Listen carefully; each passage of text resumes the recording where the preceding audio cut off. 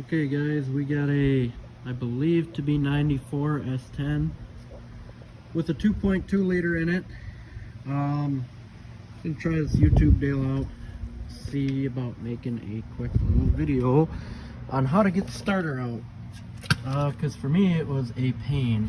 So the starter lives back in there. Okay, you can kind of see where it goes into the bell housing. Anyway, so what I ended up having to do was I came first to right here and I popped the bolt out of that guy, and I came to the transmission and popped the bolt out there, and then you can move this. And then I took and I popped the two exhaust bolts out of that flange from the collector on the manifold. So now my exhaust was loose. Obviously take out the two starter bolts, and I got the starter back and out and loose, and it was hanging here. Now at this point, back up here, is when I pulled off the front driver's side tire and the inner fender liner, and I was able to get in there with a wrench, and I was able to get the wire to the solenoid from the ignition off, and I was able to get the hot lead off from the battery. Now after that, the starter came right out.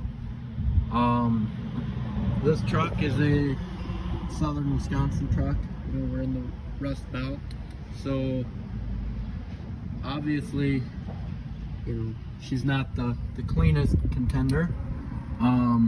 But the fact that all the bolts came out and everything means that you should be able to do this on just about any truck, especially one of a cleaner background than this. So now we got the new one, again, ready to go.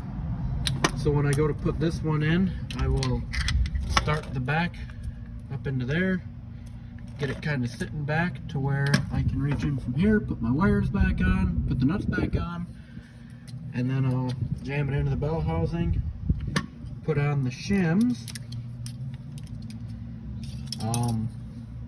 put the bolts in it, put the bolts back into the exhaust, bolt up that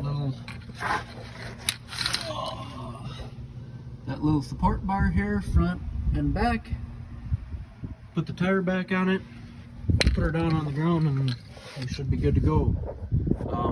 The reason for making this video was I couldn't really find any other videos on how to do this, and maybe I'll save some other guys some time. Now, you know, maybe that flange doesn't need to get taken apart.